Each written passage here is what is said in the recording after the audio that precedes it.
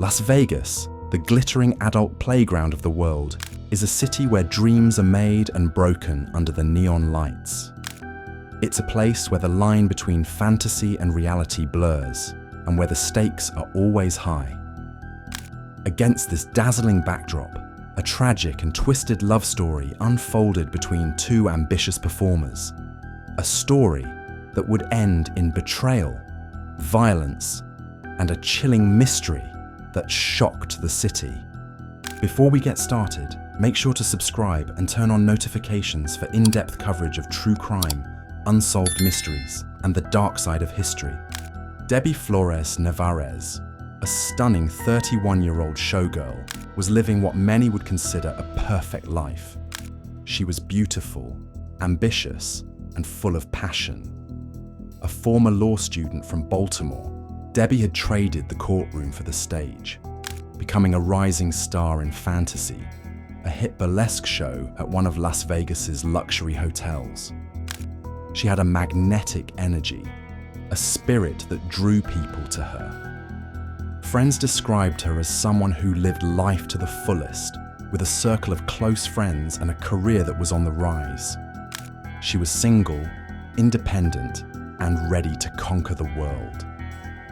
Enter Jason Blue Griffin, a 32-year-old charismatic dancer whose talent and confidence made him a standout performer. A principal dancer in Cirque du Soleil's Beatles love tribute at the Mirage, Jason was the epitome of charm and ambition. He was physically fit, outgoing, and self-assured, qualities that made him irresistible to many women.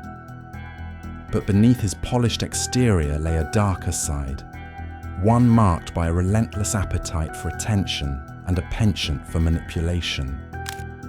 Their paths crossed in the heart of Sin City, and sparks flew. Debbie and Jason's connection was electric, a whirlwind romance fueled by their shared passion for performance and the intoxicating energy of Las Vegas.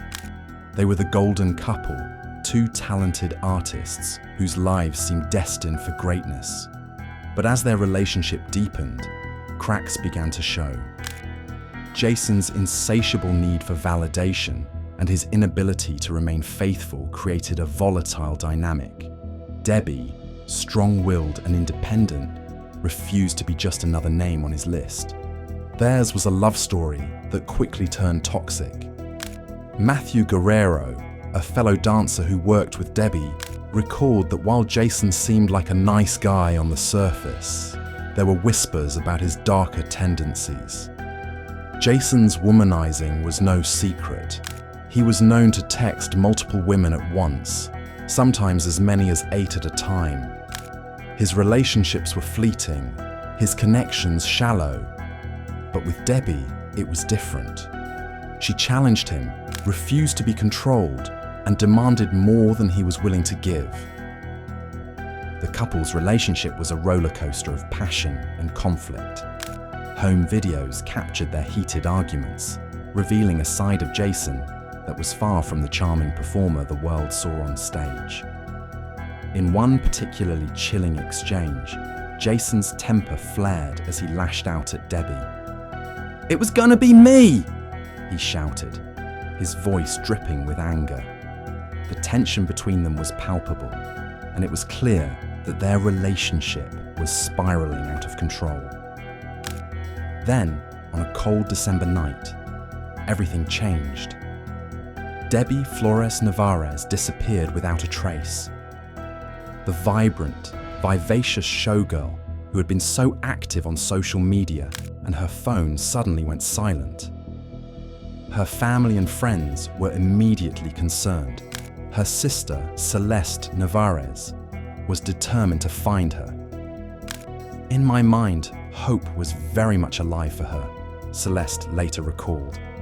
"She was pushing me to find her, and I was doing everything I could, no matter what the cost." The Las Vegas Police Department was on high alert. The case quickly escalated from a missing persons investigation to a potential homicide. All eyes turned to Jason Blue Griffin, the last person to see Debbie alive. Jason was no stranger to controversy. He had once been arrested for battery against Debbie, though the charges were dropped. Despite this, there was no direct evidence linking him to her disappearance, at least not at first. During police questioning, Jason denied any involvement in Debbie's disappearance. "Did you kill Debbie?" investigators asked.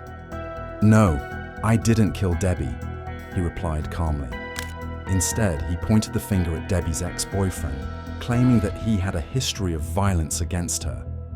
4 days after Debbie's disappearance, her maroon Chevy Prism was found abandoned 6 miles from her home. The car had been hidden behind a wall, but it wasn't a random robbery. Debbie's purse was still inside, and the license plate had been removed. Weeks passed with no sign of Debbie, until a shocking breakthrough came from an unlikely source. Kaylee Corso, a friend of Jason's, came forward with a horrifying secret. Not long after Debbie went missing, Jason had contacted Kaylee, asking if he could store some items at her apartment. When he arrived, he was accompanied by his roommate, Luis Colombo, and a U-Haul truck. Inside, the truck was a large plastic container filled with cement. Kaylee demanded to know what was inside. Jason's response was chilling. "Debbie's in there." Terrified, Kaylee told Jason to leave and never come back. But she didn't immediately call the police, fearing for her own safety. When she finally did, investigators knew they had their man. Jason and Colombo transported Debbie's body, encased in cement, to an abandoned house. Inspired by his favorite TV show, Dexter, he purchased tools and chemicals to dismember Debbie's body. Surveillance footage captured Jason at a hardware store. Debbie's dismembered remains were placed in 2 cement-filled tubs and hidden in a bedroom closet. Colombo used spray foam insulation to seal the gaps around the closet door. But as the weeks passed, the weight of guilt became too much for Kaylee Corso to bear. She finally came forward, leading police to the abandoned house and the horrifying discovery of Debbie's remains. "No, I didn't kill Debbie," he insisted. "Not on purpose, and not on accident." But the jury saw through his lies. After just 2.5 days of deliberation, Jason was convicted of second-degree murder and sentenced to 10 years in state prison.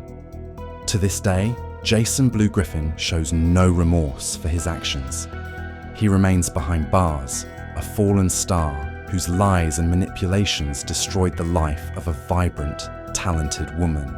If you enjoyed this video, please make sure to subscribe to our channel and hit the bell icon to never miss an update.